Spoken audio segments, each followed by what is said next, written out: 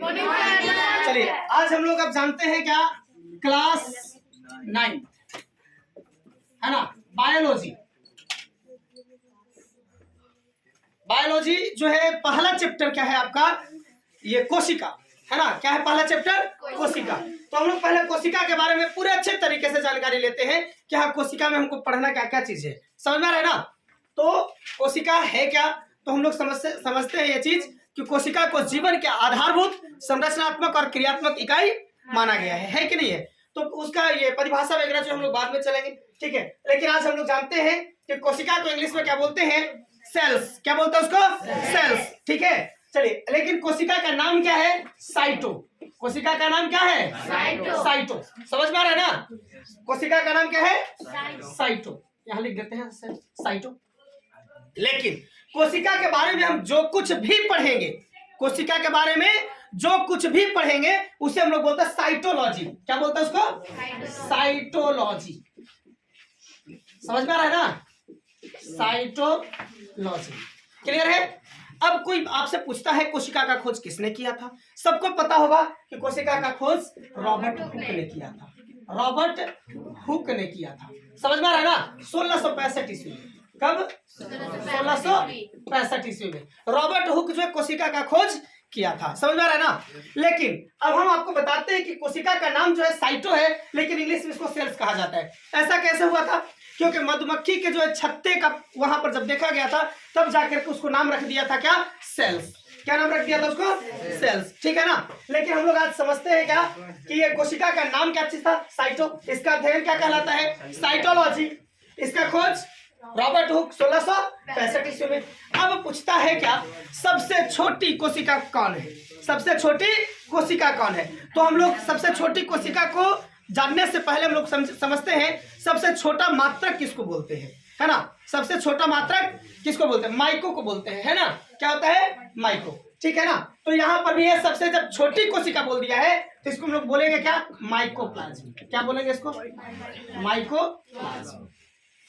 समझ पा रहे हैं ना, माइकोप्लाज्म क्या है? सबसे छोटी कोशिका है। लेकिन अगर आपसे कभी पूछ देता है कि सबसे बड़ी कोशिका का नाम क्या है ना, सबसे बड़ी कोशिका का नाम क्या है, तो इसको हम लोग बोलेंगे क्या? शुतुरमुर्ग का अंडा, है ना।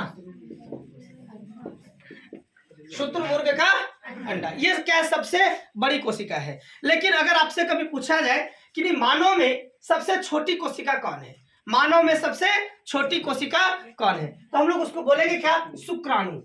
क्या बोलेंगे इसको? शुक्राणु। यानी इसको हम लोग इंग्लिश में बोल देते हैं क्या? आस्पर्म। क्या बोलते हैं उसको? आस्पर्म। समझ में आ रहा है कि नहीं आ रहा है? अब यही पूछता है मानव में सबसे बड़ी कोशिका क्या है ना। मानव में सबसे बड़ी कोशिका क्या है, तो मानव में सबसे बड़ी कोशिका का नाम है अंडाणु। क्या नाम है उसको? अंडाणु, यानी कि ओवम शायद बोलते होंगे इसको इंग्लिश में, ठीक है ना, ओवम ही बोलते हैं, ठीक है। चलिए, अब इसके बाद पूछता है क्या कि मानव में सबसे लंबी कोशिका का नाम क्या है ना। मानव में सबसे लंबी कोशिका को क्या बोलते हैं हम लोग? तंत्रिका कोशिका। क्या बोलते हैं उसको? तंत्रिका कोशिका, है ना। इसको हम लोग ये न्यूरॉन भी बोलते हैं। दूसरा नाम क्या है इसका? न्यूरॉन। समझ में आ रहा है ना।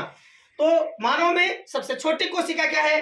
शुक्राणु। याद रखेंगे, बड़ी और लंबी में फर्क होता है। बड़ी यानी कि क्या?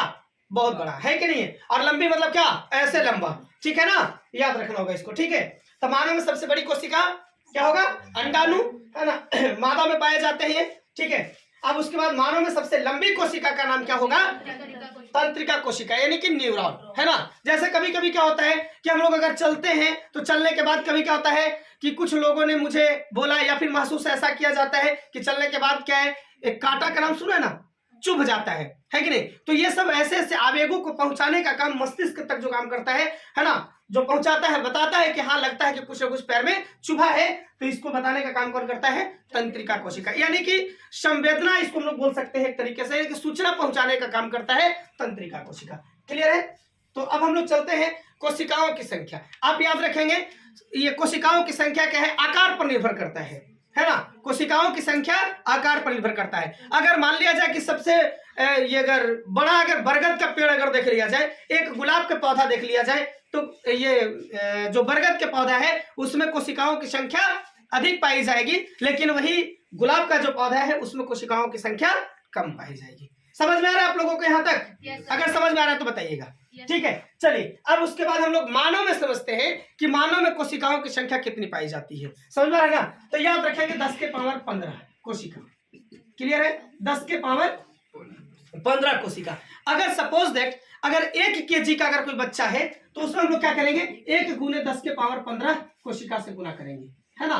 लेकिन अगर मान लिया जाए कि अगर हम अपने पे अगर उदाहरण लेते हैं तो 60 kg है कि नहीं है? कितना? 60 kg। तो आप बताएंगे कि 60 kg में कितना कोशिका?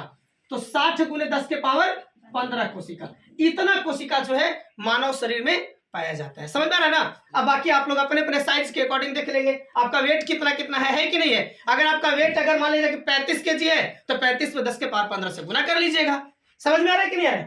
अब चलिए उसके बाद क्या है, केंद्रक का खोज किसने किया था, है कि नहीं। अब केंद्रक को हम लोग जानने से पहले हम लोग समझते हैं कि आप कोशिका कैसे कैसे आगे की ओर डेवलप करता है कि नहीं है। तो पहले देखा क्या कि ये बड़ा सा है क्या, है कि नहीं। तो उसका नाम रख दिया था क्या, जैसे छत्ता उसमें था ना, मधुमक्खी का छत्ता, ठीक है। तो उसमें क्या कह दिया उसको कि यही क्या है, सेल है। समझ में आ रहा है ना। अगर आप प्याज से भी तुलना करके देखना चाहेंगे, है ना, यानी कि हर एक जो भी आपके ये जीव जो है उसमें आपको केंद्रक मिलेगा, ठीक है ना। अब उसमें देखा क्या है कि ये बीचों बीच आखिर है क्या, है कि नहीं, बीचों बीच क्या है। अगर वहां पर देखा जाए प्याज के लिए तो उसको पहले ऊपर को एक एक कर करके हम लोग क्या करते हैं, उसको छिलते हैं, है कि नहीं है। समझ में आ रहा है ना। तो उसको जो छिलते हैं उसी का नाम हो जाता है क्या, कोशिका झिल्ली। बाहर वाले भाग को क्या कह देता है, कोशिका झिल्ली।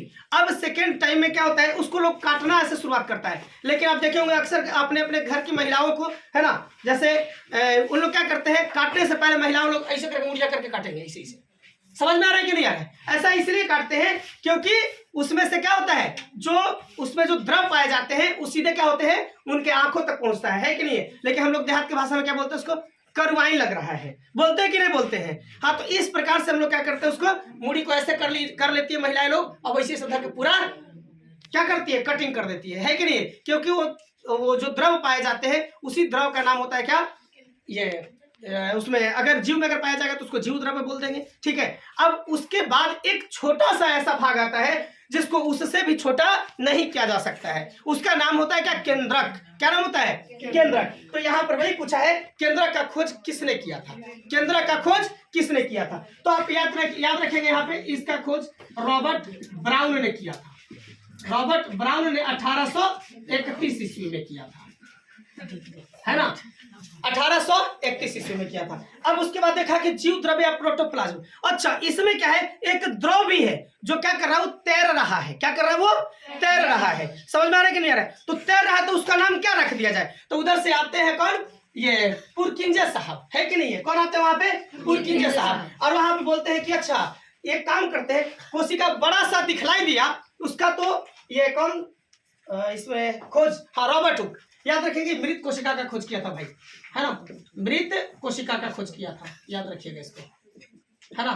मृत कोशिका का खोज किया था कौन, रॉबर्ट हुक। लेकिन जो है जीवित कोशिका का खोज अगर पूछ देगा, जीवित कोशिका का खोज किसने किया था, तो याद रखेंगे लीवेनहॉक। जीवित कोशिका का खोज लीवेनहॉक ने किया था, लीवेनहॉक ने किया था। समझ में आ रहा है कि नहीं आ रहा है। हाँ, तो यहाँ पर आपको याद रखना होगा, जीवित कोशिका का खोज किसने किया था, लीवेनहॉक ने किया था। समझ में आ रहा है ना। जबकि वही मृत कोशिका का खोज कौन किया था, रॉबर्ट हुक ने किया था। समझ में आ रहा है ना। तो यहाँ पर जैसे जैसे देखिए कि अच्छा एक बड़ा सा चीज है, उसका नाम रख दिया क्या चीज, कोशिका।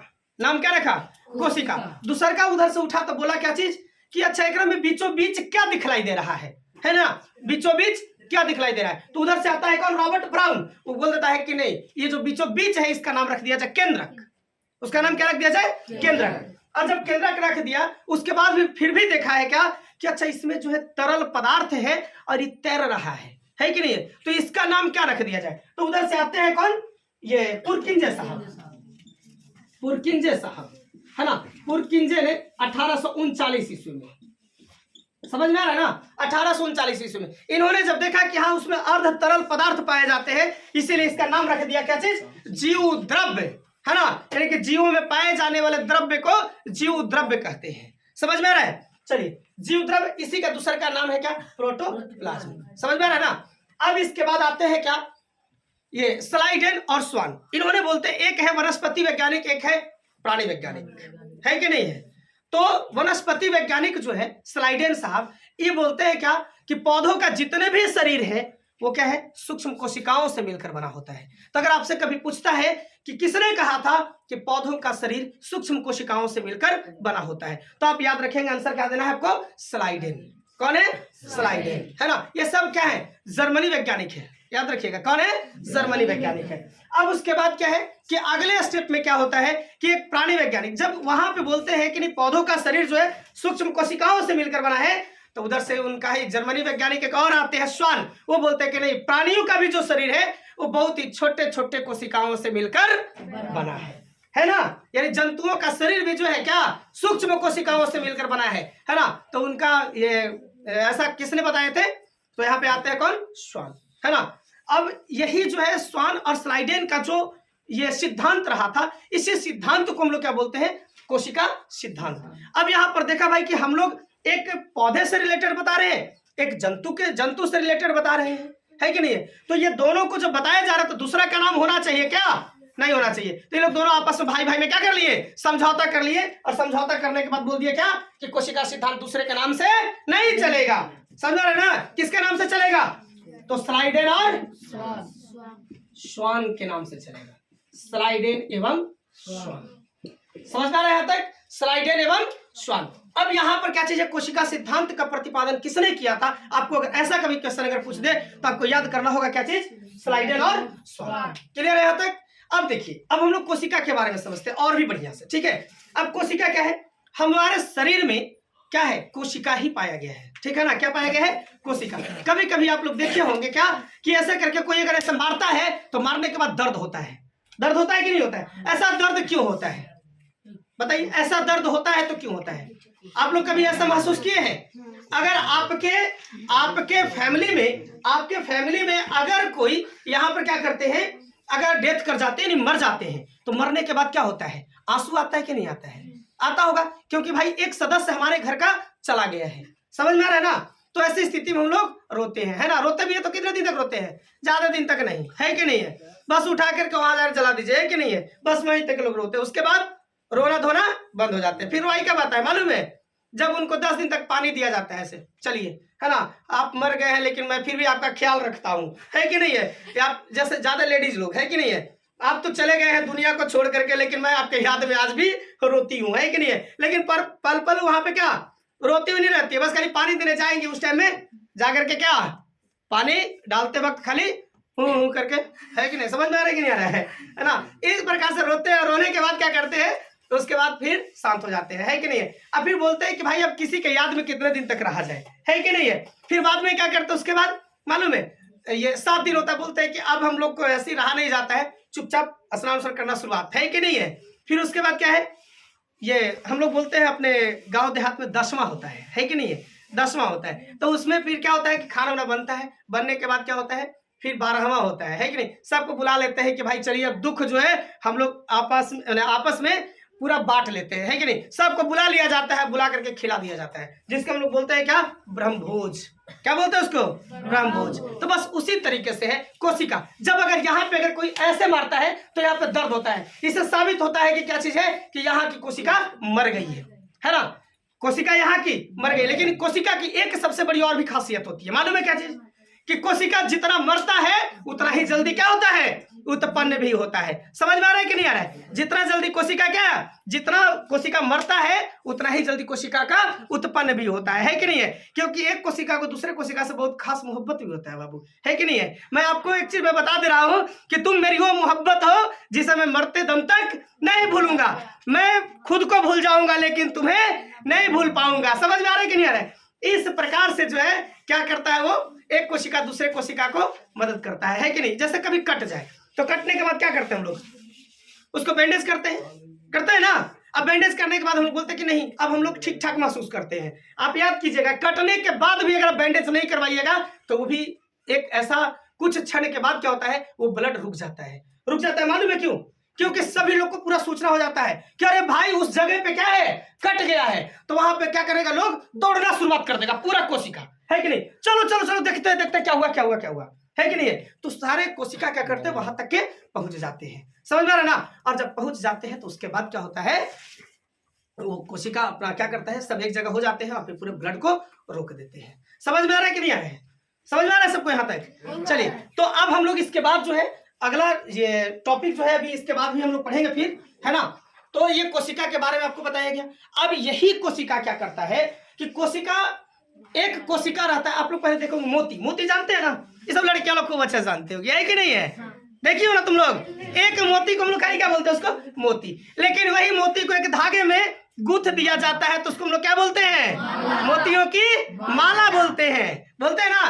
तो उसी तरीके से क्या है, यहाँ पे एक कोशिका को हम लोग सिर्फ और सिर्फ खाली कोशिका बोलते हैं, है ना? एक कोशिका को हम लोग क्या बोलते हैं, कोशिका बोलते हैं। लेकिन वही ढेर सारे जब कोशिकाएं मिल जाती है, ढेर सारे जब कोशिकाएं मिल जाती है तो उसको हम लोग क्या बोलेंगे, उत्तक, है ना? यानी कि कोशिकाओं के समूह को हम लोग क्या बोलते हैं, उत्तक बोलते हैं, है ना?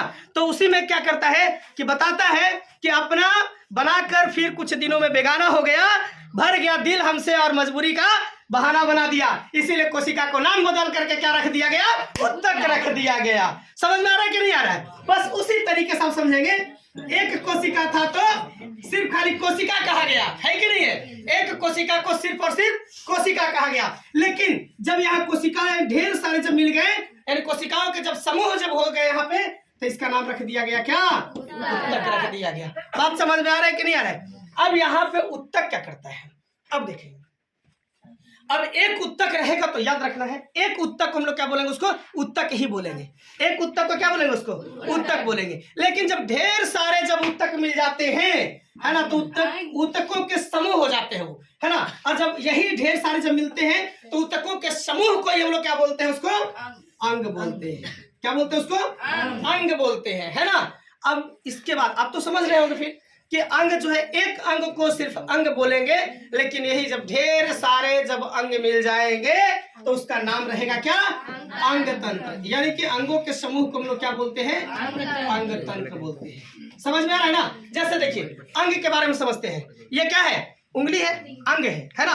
अब यही सब उंगली, ये सब का रचना होते होते होते होते यहाँ पे क्या बनता है, अंग तंत्र। आप देखेंगे क्या, पाचन तंत्र है, श्वसन तंत्र होता है कि नहीं होता है? बस इसी तरीके से जो है आपको समझना होगा, है ना, कि अंग तंत्र। अब ढेर सारे जब अंग तंत्र जब बन जाते हैं, यानी कि श्वसन तंत्र, पाचन तंत्र, परिवहन तंत्र, सारे तंत्र, है कि नहीं है? जब ये सब बन जाता है तो उसके बाद फिर क्या होता है, एक जीव का निर्माण होता है। इसी का नाम होता है जीव या व्यष्टि। अगर आपसे कभी पूछ दे कि हाँ जीव या व्यष्टि का नाम क्या है, सॉरी जीव या व्यष्टि जो है ये बनता कैसे है, तो हम लोग बोलेंगे कोशिकाओं के समूह को उत्तक, उत्तकों के समूह को अंग, अंगों के समूह को अंग तंत्र, और अंग तंत्र जब ढेर सारे मिल जाते हैं तब एक जीव या व्यष्टि का निर्माण होता है। समझ में आ रहा है सबको? यहाँ तक जीव या व्यष्टि का निर्माण होता है। समझ में आ रहा है कि नहीं आ रहा है? लेकिन जीवों का निर्माण क्या बिना कोशिका से हुआ, क्या बिना कोशिका से हुआ है? तो नहीं हुआ है कि नहीं है? तो यहाँ पर आपको समझना होगा कि ये जो जीव का निर्माण भी होता है, तो जीव एक तरीके से क्या बोलता है, बताता है कि तुम मेरी पहली और दूसरी मोहब्बत नहीं हो, है कि नहीं है? कौन बोलता है? जीव। किसको? कोशिका को, है कि नहीं है? कि तुम मेरी पहली या दूसरी मोहब्बत नहीं हो, तुम तो मेरी वो मोहब्बत हो जो ना तो पहले किसी से हुआ था और ना तो भविष्य में किसी और से होगा, है कि नहीं है? इसीलिए क्या करता है ये जीव या व्यष्टि जो है, कभी भी क्या करता है, कोशिका से अलग नहीं होता है। याद रखेंगे, है ना, कोशिका से अलग नहीं होता है। समझ में आ गया ना? तो जीव या व्यष्टि जो है कभी भी कोशिकाओं से अलग नहीं होता है, यानी बिना कोशिका से कभी भी जीव का निर्माण संभव नहीं है। समझ में आ रहा है कि नहीं आ रहा है? तो अभी हम लोग यहाँ तक जो भी पढ़ रहे थे कोशिका से संबंधित पढ़े हैं, बाद में भी हम लोग और भी पढ़ेंगे। कोशिका भित्ति, कोशिका झिल्ली उसी का नाम है कि नहीं? तो कोशिका जो है भित्ति पौधों में पाया जाता है, लेकिन कोशिका झिल्ली जो है जंतुओं में पाया जाता है। समझ में ना? उसके बाद फिर हम लोग केंद्रक के बारे में पढ़ेंगे। यानी कोशिका को अध्ययन की दृष्टि से देख लिया जाए तो उसमें कितने प्रकार के, कितने कोशिका को कितने भागों बांटा गया, तो 3।